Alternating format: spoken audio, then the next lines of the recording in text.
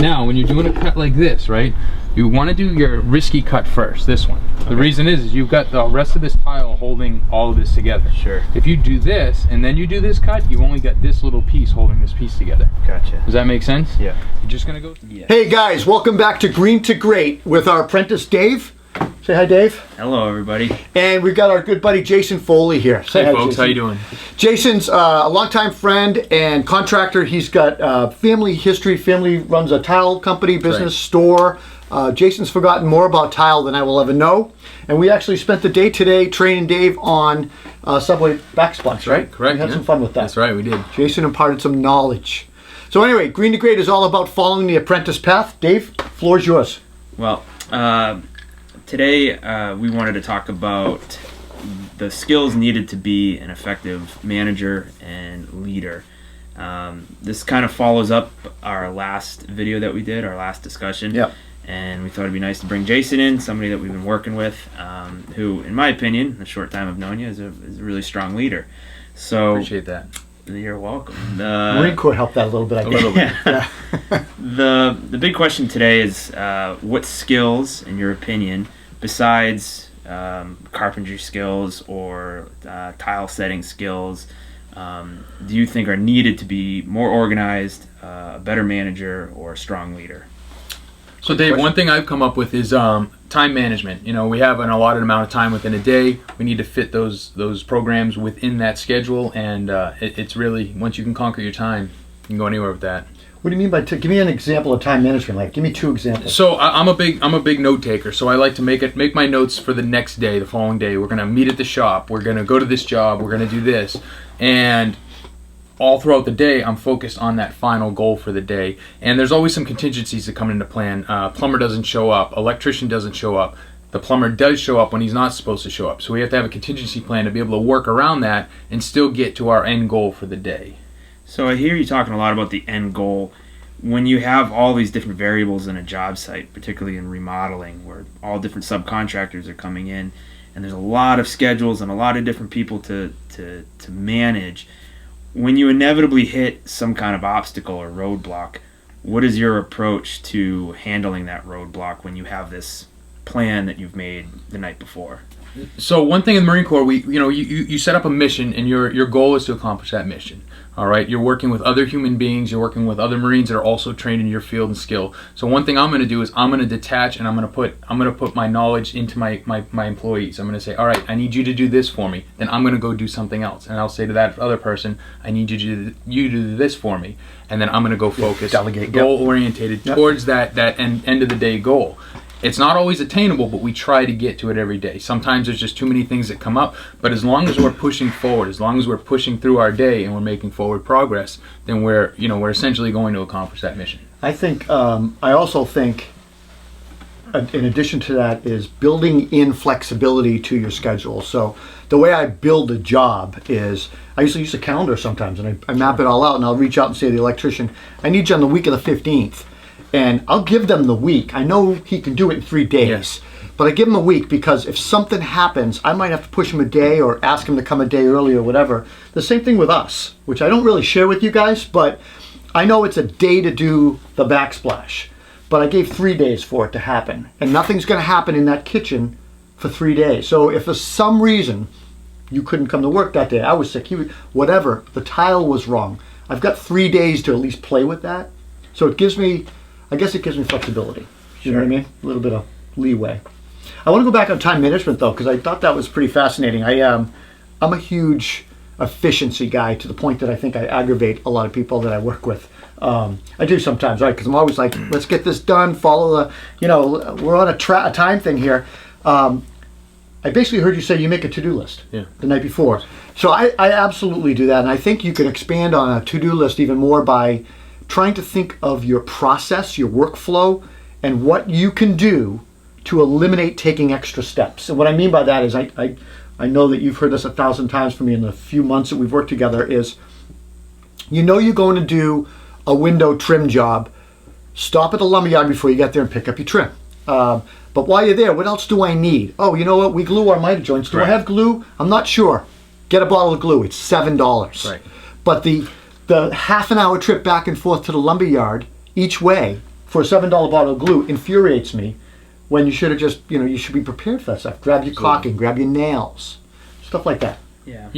You always have to be looking up and out. Too many times we get focused on that one task at hand. It could be that, like, hey, boss told me today we're putting trim in it, and I'm just hyper-focused on trim, not thinking that, oh, okay, well, after the trim, we're going to fill the nail holes, then we're going to caulk it in, etc. And even down to cleanup. Do we have trash bags? Do we have barrels on site? What's the weather like? Is it lousy out? And if your employees are thinking upward and outward, and they're looking at the big picture, and we've talked about this, the why. If they know the why of the project, they're going to be that much more efficient for you. Right. And an efficient employee is going to be a much happier employee. And at the end of the game, your company is going to advance and succeed even further than you'd ever expect. Earlier today, when we were just starting to lay out the backsplash, you were discussing this mentality you have of as the leader of your company, looking up and outward. And can you give me an example, maybe just even the smallest example of, as the manager on site, the manager of your company, when you look up and out, what are the things that you're looking at? And then kind of a second question tied to that is, what do you do with that vision once you have it? So a good example is, let's say, end of the week. So for instance, we're on a project now. The people are in Florida. They're coming home next week to check on the project progress of their kitchen. Now, throughout the job, we vacuum every day. We organize every day, because part of integrity is doing the right thing when people aren't looking. So let's say they had to come home for an emergency and they're going to come back to their house. Yes, they have no kitchen, but I want them to walk in and say, wow, this really looks good. He's taking care of my property there. So I instill that in the workers so that throughout the day we're constantly cleaning. If the plastic falls down on one of the openings, let's get it back up. Let's take care of that. And I also tell them why we're doing it. I give them that forward vision. Hey, the people might be coming home this weekend. Let's make sure it's clean. And I let them take ownership of that too. So they're part of the job. They're not just an employee. They're not just somebody there to collect a paycheck. They're part of my team, and that's very important. And going back to what you said about being over scheduling and people not liking that or being annoyed by it, good. They should be annoyed by it, because the way to get you not to be on their back is to be one step ahead of you. They should be taking that schedule that's on the wall and saying, all right, I got 3 things I'm going to get done before lunch. You show up and they say, hey, boss, I got these 3 things done and I took care of this, this, and this. And then you say, you know what, I'm going to back off. I'm going to let them do what they have to do. Well, that's part of being a good leader. So part of being a good leader is, like you said, to explain the whole why and the mission and the goals of why and where we're going, but also teaching your employees, and I'm searching for the right word here, but the integrity of your company, or the mission of your company. And I'll give you an example. The other day, I showed up at the end of the day. You were cleaning up, and the whole crew had been here and gone. You were the last one there. And I started walking around. What was I doing? I was just checking everything. And what was I saying to you? Do you remember? When you were cleaning as if... Do you remember what I said? Oh, as if the homeowners are going to be moving in that day. As if the homeowners move in that day, and they're going to move in that day. And that's how I want the job site to look every day. So I walked in, and these guys had, for example, installed a glass shower door. They installed a bunch of... We're doing finish on the bathroom. Towel rods, toilet paper holder, glass mirrors, vanity, all that stuff. And, they installed everything, and they left the stickers on the glass. And it's like, guys, take the stickers off, scrape the glass, wash it, wash the mirror, clean out that tub. And so they did that, but the niche was full of dust. It was full of sawdust. And it was like, everybody was like this in the tub, looking at everything I had said on my list, but they weren't looking at the whole picture, as if the client was going to walk into their bathroom, jump in the shower, take a shower, and there's dust right at eye level. So that's what I mean by clean as if the client moves in that day. The bigger picture is you want that client to feel proud of their house and certainly think that you're proud of your work. And by cleaning, I've said this thousands of times, you can be the best finished trim carpenter in the world or a mediocre trim carpenter in the world. It doesn't matter. Most people don't notice joints, miter joints. You know what they know? They knew if you showed up on time, if you did what you said you were going to do, and if you were clean and professional. Of course. And that's a big deal, and that's what I try to stress with us. Yeah. I think that a lot of times, though, too, that we shouldn't expect the homeowners to come peel the labels off the window or wipe the dust off. But there are so many contractors out there that they could be, like you said, phenomenal contractors. Yep. But dust in the driveway, cutting PVC trim and leaving that in the driveway, not blowing it up. I mean, People come home and they see that, and you could have done the most incredible tile job in the world, but you left you dumped your dirty grout water in their plants out front, and they're going to see that, and that's going to turn them off from everything. Yeah, they may still pay you and all of that, but when their friends ask about the work, they could tell them all day long it's great work, but he left me a mess, and that's going to turn them off to it. And if you have any sort of self-respect and discipline with your own company, you're going to want to provide them the best quality projects, start to finish, that you can. We always joke that those guys make us look good. So, yeah. Some of the, I think, themes that I'm hearing in the examples that both of you have shared of keys to being a strong leader is being unapologetically organized, making schedules that are probably so far down the line that most subcontractors can't think that far. No, but it needs to be there. Yeah. Somebody needs to. That's the looking forward part. Yeah. So being unapologetically organized with your job, and then also integrity. And I was wondering if both of you could speak a little bit more about. I think we all have a basic definition of integrity, but in terms of tradespeople and working in someone's house and remodeling, particularly, what does integrity look like? What are examples of integrity? So many examples, I think. I find that for me, integrity is communication with your homeowner. Okay. They know me. I've met them from day one of estimating. They don't know my painters. They don't know my tile installers. They don't know my subs. It's on my part to not only make the introduction with them, but also instill the trust that, hey, you're paying us thousands of dollars to work in your house on your behalf. These guys that are working here, I trust them to work in my house. I get that question all the time around here. Am I okay to leave the house while they're here? And, I don't have an ego, so I don't come. A lot of guys might come back at it and say, what do you mean, am I okay leaving while they're here? Of course, they're fine. But we often forget that there are contractors out there that aren't trustworthy. There are contractors out there that, everybody has a nanny cam. There are contractors out there, you can find it all over the internet, that have gone through people's stuff, right? So totally. You need to create an environment where those people feel comfortable with you. You need to be honest with them and provide a good service. And homeowners can see if you are BSing them. If you're not, if you're trying to be a used car salesman, no offense to used car salesmen, but if you're trying to come out with that mentality, they're going to eat that up. So you just be honest with them. If you're not on your timeline, explain to them, hey, we're not going to meet this deadline because of this, but here's how we're going to mitigate it and make up time later on. But that integrity, you have to be realistic. You have to be honest with people, and you have to do good work. Ultimately, you can't be a good salesman and clean and organized and be a lousy framer or finished carpenter. You still have to prove and do good work. And I think you also have to have good people on your team too. I think that's important. I think as far as the integrity, there's so many ways we can go with this, Dave, and so many facets. But to talk about what Jason talked about the contractors, I always tell my clients, most of the subcontractors that have worked for me for 10, if not 18, 20 years in a row. Why? Because I trust them, and they trust me, and they look out for me. I remember working on job sites where one contractor would do just what they had to do and leave something else for somebody else. My guys don't do that to me. The overlap. The overlap has to be covered. The other thing is you need to advocate for your client. So you're the representative to the client. You're the general contractor. You're in charge of all these subcontractors. It's my job to ensure that these subs that work for me do exactly what they're supposed to do and do it well. That's why we're teaching them how to tile now. Will we tile every day? No, we will sub that out probably.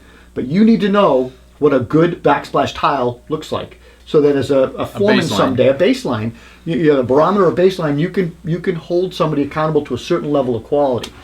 Additionally, just like the sign, you said it a few minutes ago, the sign in my trailer says quality or integrity is doing things right when nobody's looking.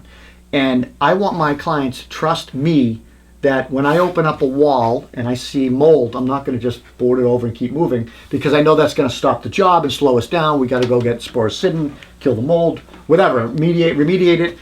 I know that they're going to trust me to make a decision on their house as if it were my house. If my children lived in this room or slept in this room, I'm going to make that decision for them. I'm going to be the best advocate for them. Sometimes that takes time and money. Yeah. Sometimes we lose money because we have to fix a problem, and we have to deal with something we didn't anticipate, but it's the right thing to do. Yeah. And I think you've seen me do that several times where I've said to you, this job is a loss, but it's the right thing to do. We got to fix this. One example would be the blocking on the shower doors. Yeah. Any other contractor could certainly have put toggles in there, mollies in there, hung the door and walked away. What do? Well, just to provide a bit of context, we recently discovered that I put blocking in the wrong area for a glass shower door, once the tile had been installed. So our solution was to cut from the other side of the wall through the sheetrock. Already been painted, finished. Yeah. So that was a a mistake on my part. And the funny part was, Jason happened to walk up the stairs as I was putting in the blocking, and I was feeling really down on myself. I knew that I'd slowed down this project and cost us money.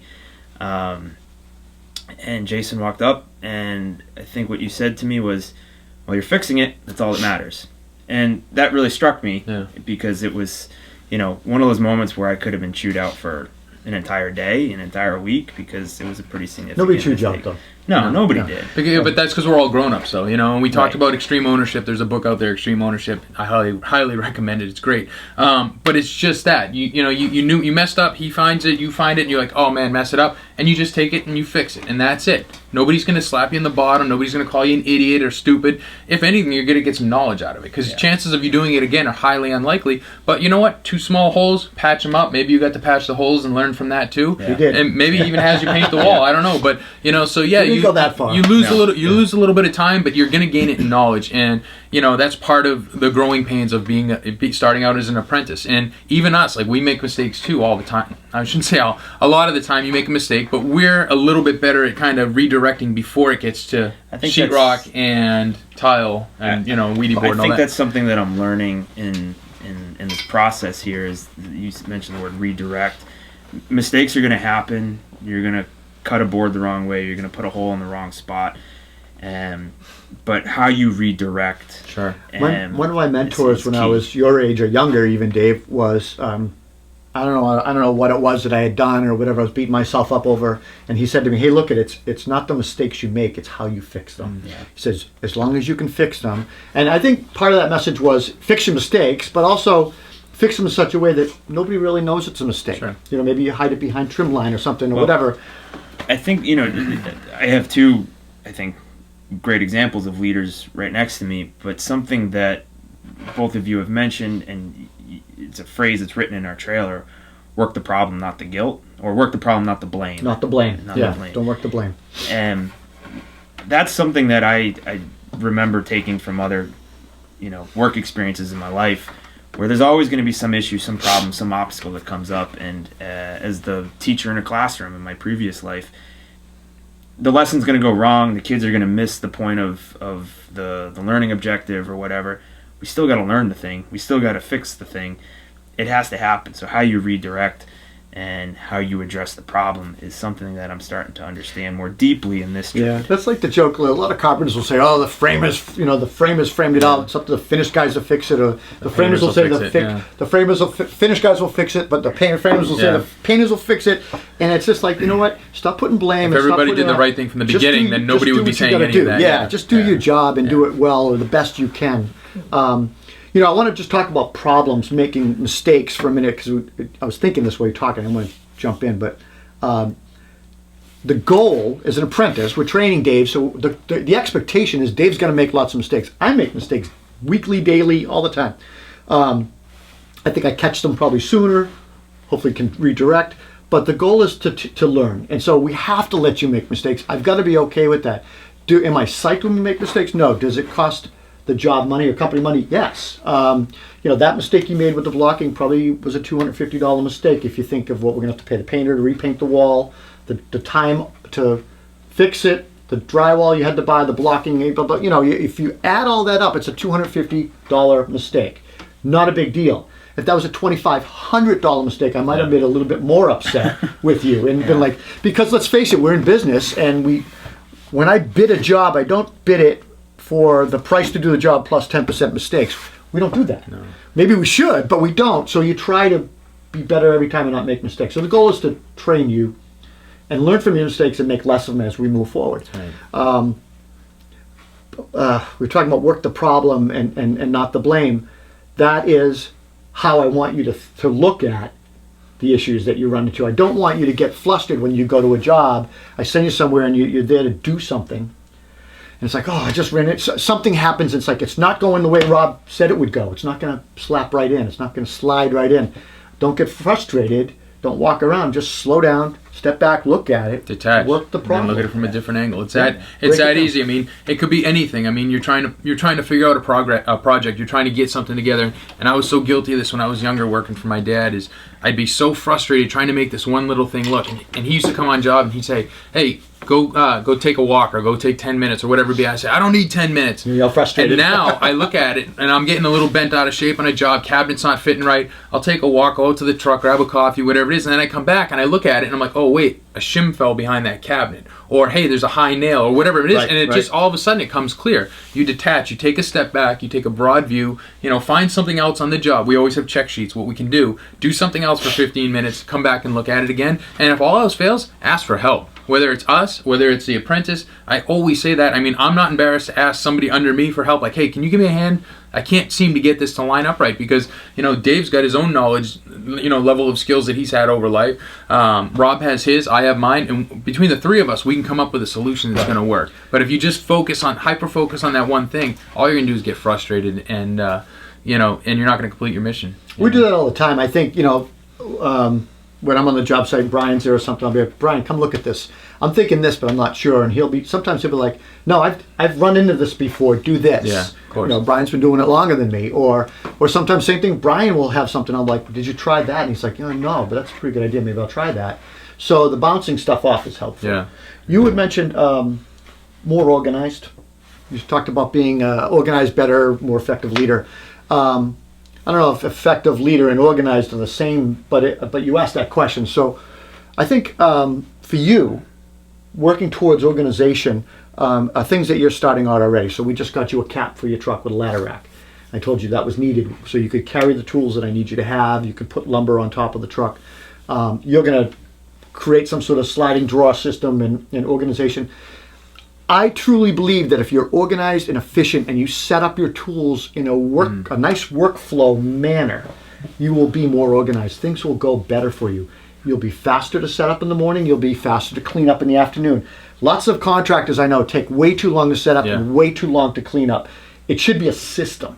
Just like a franchise. You go into McDonald's or CVS, they're all laid out the same way.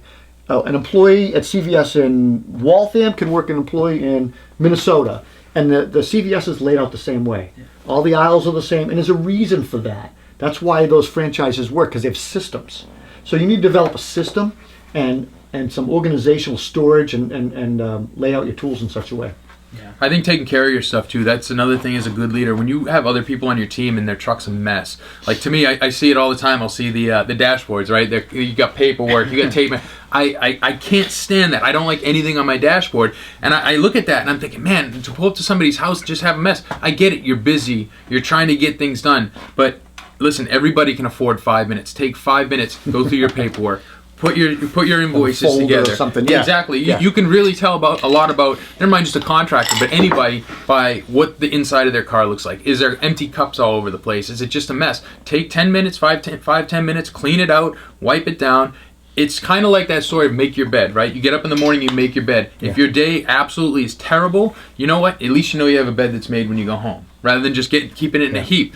With the tool organization, how many times have we been on a job site, you're working along really well, and then you're like, I can't find my screwdriver, right? Because you've been so focused on putting in cabinets, whatever it may be, it's just become a mess. Yeah. We tend to, every hour, I'll say, hey, let's just do a quick halt, and let's just do a quick organization. Put all the tools on a workbench. I don't care if they're organized, just get them there so we're not sweeping up our tools. So there's not dust going everywhere else, Organize your trim work. It's good practice, and that all falls under leadership because, again, we're trying to get all these things done in a work day, and if you have everything in line, everything organized, it's only going to go that much smoother. And then at the end of the day, when we say time to break it down, half of the work's already done because you've been cleaning, organizing all day. Right. You just throw everything together, get in your trucks, you're gone. Well, you talked about organization a little bit. You mentioned the screwdriver. Yeah. Not a lot of us use screwdrivers a whole lot as remodelers. Electricians do, but for example, with the screwdriver, the way I would think is I might have a finish kit, and in the finish kit I have planes and Collins clamps and different things that I use for finish trim work.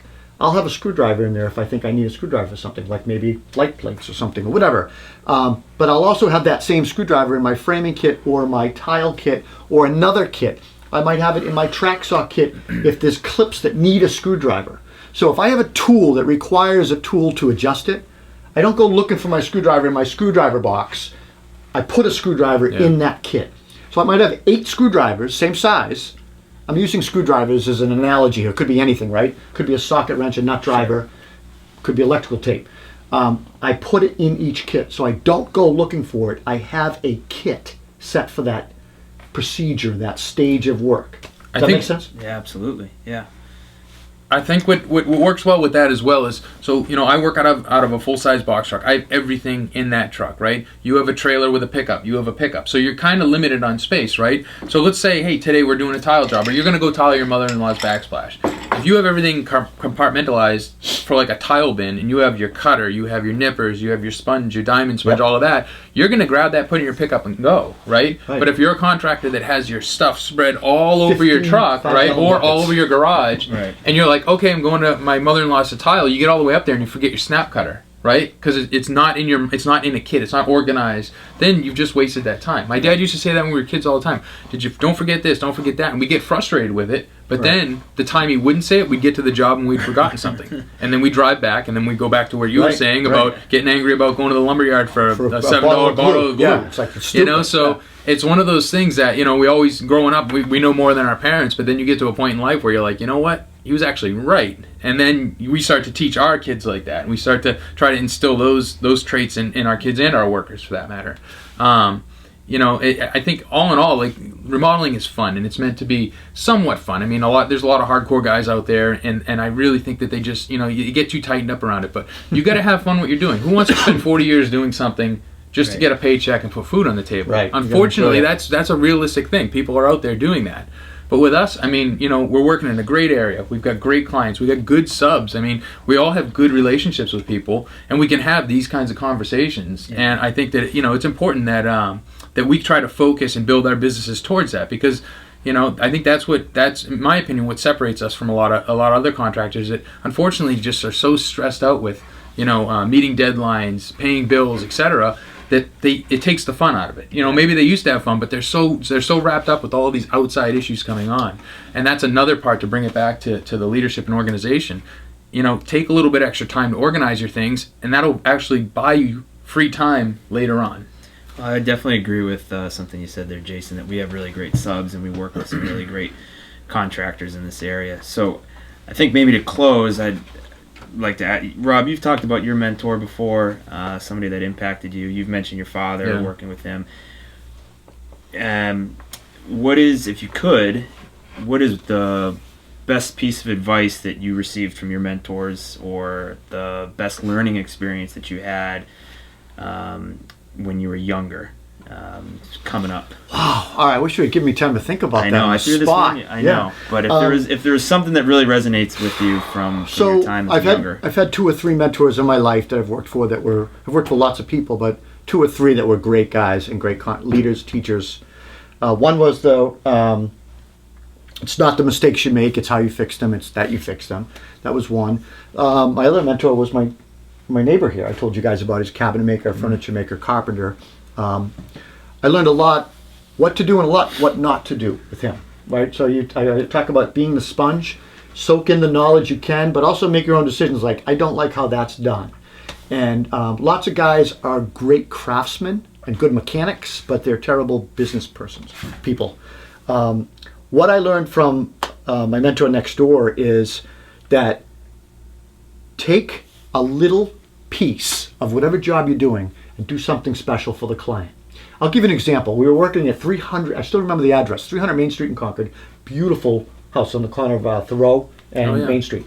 So, Nishotic and Main Street, sorry. And we were working on that house, and we were doing a big remodel, big renovation, and these doors, these beautiful doors, had the old keyhole slot for the skeleton key and the thing that slides like this. It had the beautiful embossed knobs with the glass, with discussion paint in the glass knob.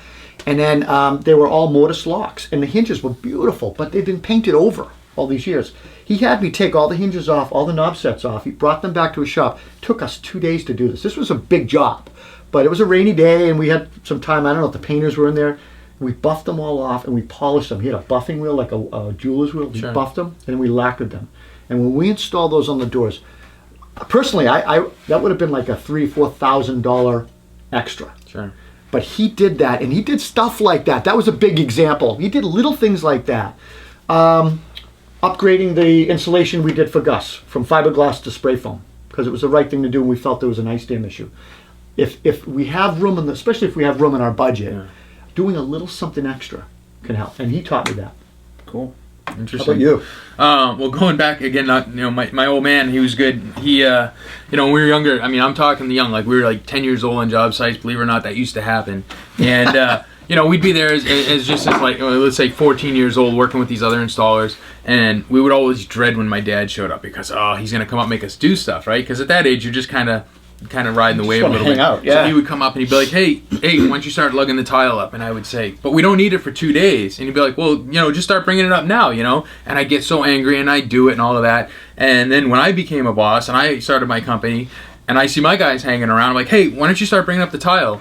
And it's a little different now. They're not going to push back against me. And they'll be like, all right, do it. And I'm realizing that I'm doing it because, we don't need it right now, but when we do need it, it's there. A good example is baseboard, right? If you're doing a remodel and you're going to reinstall the baseboard, when we're pulling the baseboard out, pull the nails, clean the caulking off, do it day one. Because for some reason, it's always Friday afternoon when you're putting that baseboard in, right? And you're like, all right, go grab that sack of baseboard. We're going to throw it in, and all the nails are on it, and the caulking's on it. And you're like, oh, there's another hour of time prepping it, right? So do the right thing. Just clean it up. It makes it safe for everybody. If a piece breaks when you're taking it out, let's pre-cut it before we even get back to putting it in. But those sort of things, like with my dad, I mean, we learned a lot of those, and I spent a lot of time when I was younger fighting him on it.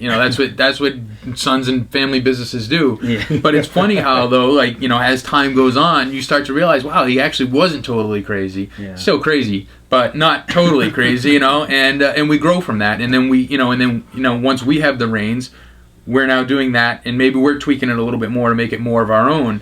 But mentorship's important. I think everybody needs somebody that they can look up to. Absolutely. One of my mentors, I just realized this, he used to show up all the time with coffee for everybody. And it was a small token, maybe it cost him $7 or something for the coffee, but every day he would bring everybody coffee. Wow. And then he would walk around. He was a chatter, right? He chatted more than he worked, I think, some days, but he would walk to every subcontractor and ask them how they were doing and what they were doing. He would know a little bit about everybody by the end of the job. Some of these subcontractors were not on his schedule. Some of them were, the client had hired to do something else, big house, lots going on. His crew was, we were there to do remodeling and trim work. But there was, some of the rooms, the wing was finished and they were doing wallpaper and painting. And so he'd get to know those guys and bring them coffee. Great connections were made, ended up in relationships, referrals, just good knowledge base of subs. Yeah. And these guys love them. I think to add on to that too, it's a part of taking care of your people, right? In my case, so as a contractor, having my subs with me, I want them to know that I care about them, right? So I'm constantly like, hey, what do you guys need from me? What can I do to help you out? But another important thing is the cleanup, right? And I read this in one of the books I was reading. The chapter was called Picking Up the Brass. And basically what it means is, just the other day our addition was getting plastered. It was literally Friday afternoon. Me and one of my guys head over there and they're just finishing up the plaster. So I said, hey, let's start picking up the trash. And we do it. And these plasters are looking at us like, what are you doing? Like, hey, let's pick up the trash. We're all going to get out of here early. It's Friday. We all want to go. And honestly, so you can see it, like they absolutely appreciate it. And then I turn around and they start bringing the tile in for us, right? So, you want, as a good leader, you want your workers to know that you care about children. Yeah, that's the most important part of being a boss is your people. And you have to invest in your people. So you invest in your people many different ways, right? You invest in your people with tools and equipment, knowledge, but also care and looking out for them. Yeah. You showed up after you had that cold, and I was like, just if you don't feel good, just go home. Don't worry about it. We'll pay for the day. But when Brian got hurt and he went out for a while, we paid him while he was out. So that shows volumes that you care for your people. If you don't do stuff like that, your people are not going to be loyal. Loyalty's huge. Yeah. And I come on sometimes as a hard charger, and I got a list of things I want done, and I do get disappointed when the list doesn't get done, especially when I feel like it was an attainable list. But you still have to show care and compassion for your people, and hopefully I do that. It's something that is you constantly have to work on, because you have to balance the bottom line, the client, and your people. So you have to think of all those things and keep them in the air at the same time. Wow. Well, I Just got certainly to stay open-minded. Yeah. Long answers to one question. Yeah. That was a big question. It was a big question, and I think not being prepared for it, those are pretty solid answers. Thank you. I certainly feel fortunate the position I'm in, and to learn from people like you guys and the other subs that we have. Who's your favorite sub so far? All of them. Good answer. say. I don't watch these videos. None of them watch these videos. All of them. No, we have a really good. We have a good team. group of We have guys, a really yeah. good team. Yeah. Hey, if I can touch on one more thing, we hear out there now that the construction field, we can't find anyone to work. Nobody wants to work. All the young kids suck. They all want to be on their phone. They all want to do that. There are a lot of kids out there, but listen, it's not the days of when you show up for work and if the guy's not working out, you say you're fired, get out of here. You yell at a guy now, they're gonna be like, I'm gone. I'm not staying outta here, right? Yeah. But you get somebody on board, and again, you're talking to them, you're teaching about them, you care about them. It's different than it was 20 years ago. It has to If be you different want than to, if 20 you years want to ago. get guys in the field or girls, and you want to teach them, and you want them to learn, you have to be a little different with them. And I don't want to say be soft with them because you don't. You guys are just as tough as all of us were when we were younger. But it's just a different mentality now. So I think that's another thing in leadership. That's important. You can't teach passion, and I've talked No. about that over and over again. You find someone's passionate, then you take the time to teach them. Look, gone are the days where someone shows up and you just bark at them and berate them and beat them down and send them to the truck for the board stretcher and just all the stuff that they tortured us with when we were young. You can't be like that anymore, and you can't, especially now. They're not banging our doors down No. for work these days. So when you do find somebody that you think is worth investing in, you do have to spend a little bit of money to train them. You do have to expect the job might be a little slower because you let them do it, maybe make some mistakes. You do have to take the time to teach them and slow down, or maybe you don't make as much money in this job because you do that. But the bigger picture, the light at the end of the tunnel, the goal is to get an employee like Dave who 2-3 years from now is highly skilled, motivated still, passionate, and still learning, and you can just send that person and do things, or maybe he's running a crew. So time invested now, I think, will pay dividends later. Of course. It really will. And Absolutely. I was never trained that way. I don't think you were. And I don't think most of you guys watching this were either. But as bosses, leaders, business owners, we need to change the way we think about how we deal with our new people and our apprentices. And we need to start even using the word apprentice. It's never been used in the trades when I've been around. It's the new guy, the newbie, the boot, whatever. Apprentice, if you look it up, is someone who's apprenticing to become a master of their trade, of their skill. And that's what we're trying to do with this and with Green to Great. So I hope you guys enjoyed this video. We'll keep them coming. I think, Dave, we've committed that we're going to try to do at least maybe once a month. Come out with a video. And Jason, thank you so much for having me. Yeah, joining us on Thanks this. for And the tile Jason's lesson today. tile lesson. Jason's a like-minded individual, and we spent a lot of time sharing brain cells and opinions on things. Anyway, if you like this video, please consider subscribing, give us a thumbs up, hit that notification bell, and we'll see you next time at Green to Great. Take care.